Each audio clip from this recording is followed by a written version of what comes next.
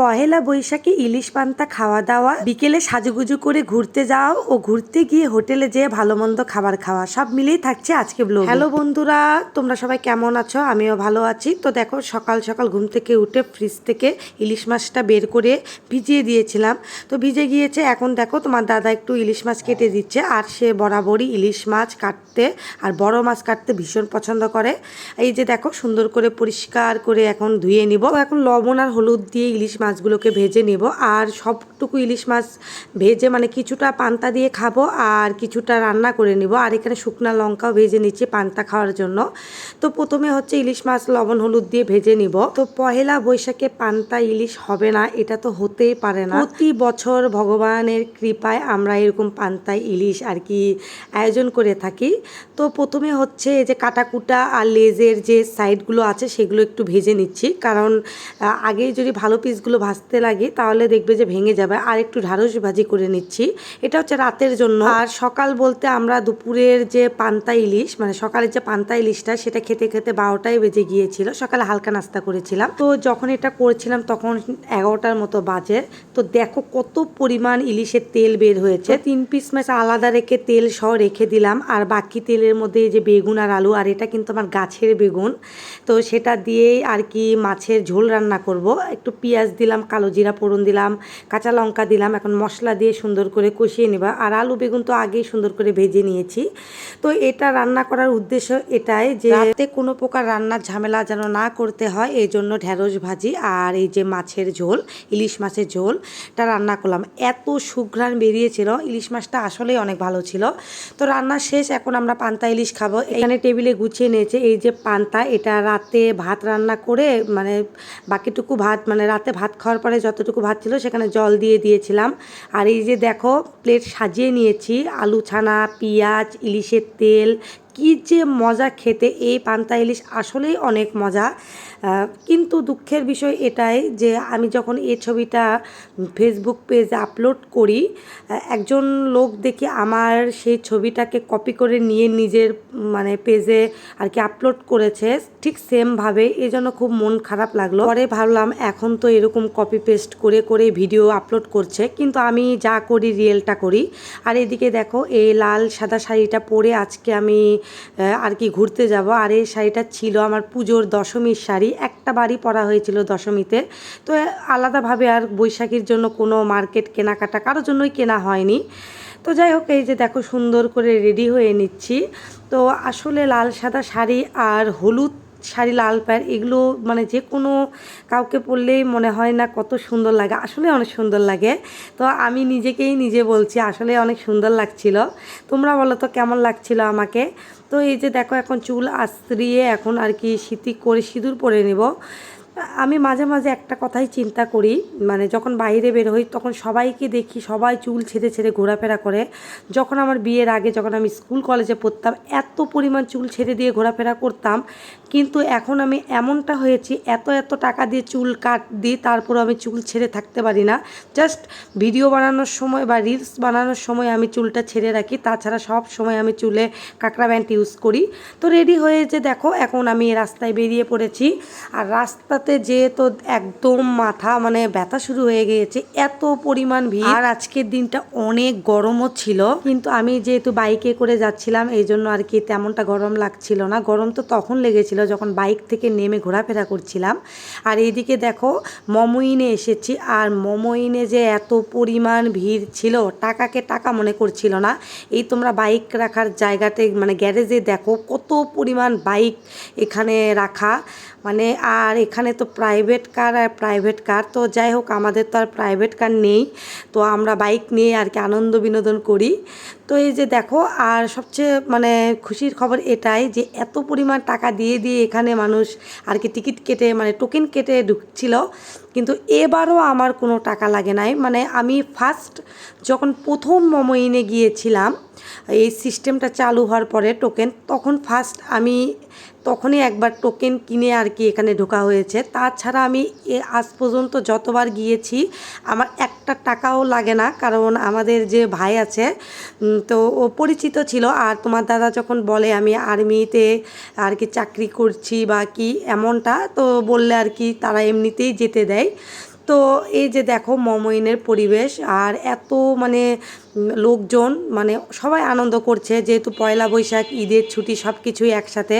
আর এই ট্রেনটা দেখো, এটা কিন্তু আমি তোমাদের লাইভেও দেখাইছি, ভীষণই সুন্দর লাগছিল, আরও বাস্তবে আরও সুন্দর লাগছিল। আর এখানে সবাই বসে বসে এনজয় করছিল, আর বাইরে এত গরম ছিল তো ভাবলাম একটু ভিতরে যাই বাচ্চাদের নিয়ে। তো এখানে আসলে মমইনের একটা জিনিস আমার ভালো লাগে, মানে যে কোনো অনুষ্ঠানে তারা সেভাবেই ডেকোরেশন করে। তো এর আগে যখন হচ্ছে বড়দিনে এসেছিলাম, তারা বড়দিনে ডেকোরেশন করেছিল। তো এই যে দেখো ঈদের ডেকোরেশন, আজ হচ্ছে নববর্ষের ডেকোরেশন, মানে এরকম করে আর কি সৌন্দর্য করে, মানে ছবি উঠানোর জন্য। আর এদিকে দেখো আমাদের প্রাইভেট কার নেই তো কি হয়েছে, অন্য প্রাইভেট কারের পাশে ছবি তুলে একদম নিজের বলে চালান দিয়ে দিলাম। তো এটা জাস্ট ফান করলাম, মানে খুব সুন্দর লাগছিল। তো বললাম যে গাড়ি নেই তো কি হয়েছে, অন্য গাড়িতে একটা ছবি তুলি, যদি কোনো দিনও হয়তো বা এই শখ পূরণ হবে না আমাদের, এই জন্য অন্য গাড়িতে ছবি তুলে আর কি শখটা পূরণ করলাম। আর রাতের বেলা এই দৃশ্যটা খুব সুন্দর লাগে মমইনের, এক দেখতে বিদেশ বিদেশ মনে হচ্ছিল। আর এদিকে তো দোলনাতে কোনো স্পেস নাই, মানে ফাঁকাই নেই। তো অনেক কষ্টে মেয়ে একটু আর কি জায়গা পেলো তো বসলো, তো বসার একটু পরে আবার আরেকজন এসে বলতেছে যে আমার মেয়ে বসবে, মানে বাচ্চা কাচ্চারা তো এমনটাই। আর এইদিকে আমার ছেলে এসে একদম চালাক চতুর হয়ে গিয়েছে, মানে সে কোথায় থেকে উঠা লাগে কোথা থেকে নামা লাগে তোমরাই দেখো, মানে আমরা অবাক, মানে সে সবসময় বাসায় চার দেয়ালে থাকতে থাকতে একটা অন্যরকম হয়ে গিয়েছিল, কিন্তু বাইরে আসলে বোঝা যায় সে বোঝে, অনেক কিছু বোঝে। এই যে দেখো, মানে কোথা দিয়ে উঠতে হয় কোথা থেকে নামতে হয় কিভাবে কি করতে হয় সব কিছু জানে।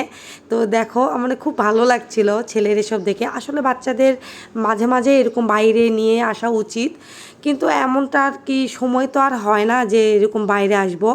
আর এই যে দেখো মানে সুপার শপ আর বিভিন্ন আর কি জামা কাপড়ের দোকানগুলো, এগুলোতে আমি কখনোই ঢুকি না। আর এই হচ্ছে কফি শপে এসে তো আমার মানে মাথা ঘুরছিল। আর এখানে একটা ঘটনাও ঘটেছে। আর এখানে এত ভিড় কেন বলো তো? ওই যে সবাই যে টাকা দিয়ে টোকেন কিনে ঢুকেছে সেটা তো খরচ করতে হবে, তাই না? তাছাড়া আমার মতো মানুষ তো এখানে একটা বাড়ি খেয়েছিলাম, এত আর কি প্রাইস সব কিছু, একটা কফির দাম 200 টাকা। বাবা, একটা কফির দাম 200 টাকা, হয়তো বা তোমরা মনে করবে যে এটা আবার কেমন ব্যাপার, তো 200 টাকা হয়েছে তো কি হয়েছে, তোমাদের কাছে ব্যাপার না হতে পারে, কিন্তু আমার কাছে অনেক কিছুই।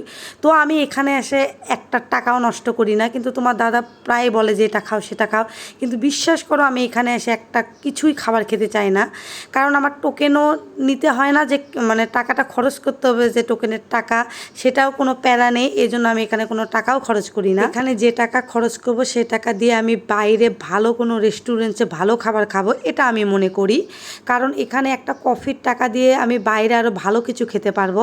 আর এই পুকুর পাড়ের যে মানে মাছের দৃশ্য দেখলে তোমরা বুঝতে পারবে, এত পরিমাণ মাছ, মানে আমার হাতে যদি কোনো খাবার থাকতো, আমার খুব ইচ্ছা হচ্ছিল মানে কোনো খাবার ওদেরকে দিতে, কিন্তু আসলে সেরকমও খাবার যে কি দেব বলো, কিন্তু এত মাছের বীজ, তারা মাছ মানে মাছগুলো আমাদের দেখেই মানে কাছে চলে আসতেছে, যে মানে মনে করছে যে আমরা কিছু খাবার দিব কি দিব না, এমনটা ব্যাপার। তোমরা দেখো মানে মাছটাকে মনে ধরা যাবে, খুব সুন্দর লাগছিল। তো নেক্সট টাইম গেলে এদের জন্য আমি মুড়ি নিয়ে যাব, খুব এনজয় করব। তো যাই হোক, সব কিছু আর কি ঘোরাফেরা করে এখন আমি আর আমার মেয়ে আবার যাচ্ছি ছেলের কাছে, কারণ তোমার দাদা ছেলেকে নিয়ে সেই স্লিপার দোলনার কাছে আছে। আমি আর মেয়ে আর কি একটু ঘোরাফেরা করে ভিডিও করছিলাম, এটাই। তো এসে দেখি ছেলের কোনো মানে একদম সে খেলছে তো খেলছে, তার খাওয়া দাওয়া সব বন্ধ, মানে কোনো কিছু তার চায় না, শুধু তাকে খেলতেই হবে, মানে কি যে আনন্দ করছে, ওর আনন্দ দেখে আসলে মানে আমার খুব ভালো লাগছিল। তো এখন মনে মনে ভাবছি যে প্রতি শুক্রবার না হলেও মাসে 2বার এখানে আসার চেষ্টা করব। তো দেখো কত পরিমাণ দুষ্টামি করছে, ওর এই ভিডিওগুলো আমি আসলে করে রাখলাম, মানে ও যখন বড় হবে ওকে দেখাবো। আমিও দাঁড়িয়েছিলাম, মেয়ে খুব বোরিং বোধ করছিল যে চলো মা বাসাতে চলে যাব, কারণ ওর তো আর খেলার কেউ নেই, আর ও এসব খেলতে পছন্দও করে না, ও তো এখন বড় হয়ে গিয়েছে না। আর বারবার শুধু আমাকে বলছিল যে মা তুমি আমাকে দোলনা থেকে নামিয়ে দিলে আর একটা মেয়েকে উঠিয়ে দিলে। তা আমি বললাম বাবা তুমি হচ্ছে নামো, কারণ সবাইকেই আর কি দোলনাতে উঠতে চায়, তুমি যদি সবসময় দোলনাতে বসে থাকো তাহলে আরেকজন ওঠার কোনো আর কি জায়গা পাবে না। তো এটা নিয়ে একটু মনটা খারাপ ছিল। আর এদিকে অনুষ্ঠান হচ্ছিল, একটু তোমরা গান শুনে নাও।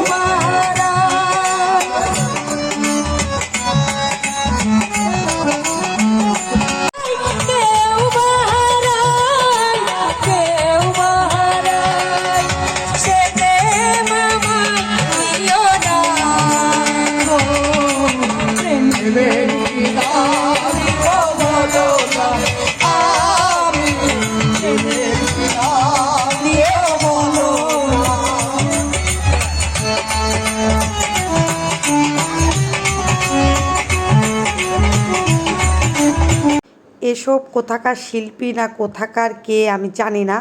তো এখানে অনেকেই বসে বসে গান শুনছিল, বসে রেস্ট করছিল, খাবার দাবার খাচ্ছিল এসব। আর এখানে হচ্ছে আমি এটা বার্গার মনে করে এসেছিলাম, মেয়ে বার্গার খাওয়ার কথা বলছিল, পরে দেখি এটি শুধু রুটি। আর এই যে এখানে হচ্ছে বিরিয়ানি, চিকেন ফ্রাই আর কি ফ্রাই রাইস এসবের ব্যবস্থা করা হয়েছিল। আর এই জুস কর্নারে এসে খুবই ইচ্ছা করেছিল জুস খাওয়ার জন্য। এখানেও সেই মানে কি চিনি আর হচ্ছে গুলিয়ে রেখেছে, লবণ দিয়ে পানি গুলিয়ে রেখেছে, সেটা নাকি 150 টাকা। তো বাবা লবণ পানি আমি এখানে 150 টাকায় কেন খেতে যাব বাবা? তো আমি এখানেও কিছু খেলাম না, পরে হাঁটতে হাঁটতে চলে গেলাম এখানে ব্রিজের এখানে কিছু আর কি ছবি উঠাবো আর কিছু ভিডিও করার জন্য। তো এখানে রাতের দৃশ্যটা অনেক সুন্দর লাগছিল, কিন্তু এই লাইটের কারণে এখানে ছবি বা ভিডিও কোনোটাই তেমন একটা সুন্দর আসছিল না। কিন্তু দিনের বেলা এখানে ছবি উঠালে অনেক সুন্দর লাগে, বিশেষ করে এই দৃশ্যটা অনেক সুন্দর লাগে। এর আগেও এইখানে দাঁড়িয়ে ছবি ওঠানো অনেকগুলো ছবি বা ভিডিও আমার মোবাইলে আছে, আপলোড করা হয়েছিল। তো যাই হোক, এখন চলে যাব বাইরে। তো এই যে বাইরে বের হয়ে যাচ্ছি, তো বাইরে বের হয়ে আমি শ্যামলী, আকবরিয়া বিভিন্ন রকম হোটেলে গিয়েছিলাম গ্রিল আর পরোটা এগুলো খাওয়ার জন্য, কিন্তু কোনো হোটেলে এগুলো উঠায় নাই, যেহেতু ঈদের দিনই ছিল।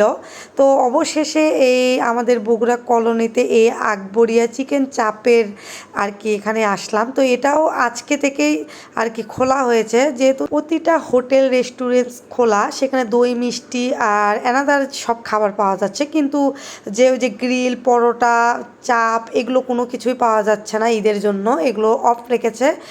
কালকে থেকে হয়তো বা খোলা হবে। তো অবশেষে মনের মতো খাবার পেলাম, এই যে চিকেন ভাজা যেটাকে বলে চিকেন চাপ, আর এখানে পুরি ছিল, তার জন্যেও 10-15 মিনিট অপেক্ষা করতে হয়েছিল। আর এদিকে তো খুব গরম পড়েছিল, তো খুব ভালো ছিল। আর এখানের হচ্ছে ভাজাটা বেশি কড়া হয়ে গিয়েছিল, একটু শক্ত শক্ত লাগছিল, তো তারপরেও কি অনেক ভালো লাগছিল খেতে। আর এটা খেয়ে আর ঠান্ডা ঠান্ডা পেপসি খেতে ভীষণই মজা লাগছিল। তো আমার খাবার খাওয়া দেখে কি মনে হচ্ছিল, ভীষণ গরম ছিল, গরম গরম খাচ্ছিলাম তো আর কি, এই জন্য। আর ঠান্ডা খেতেও ভীষণ মজা লাগছিল।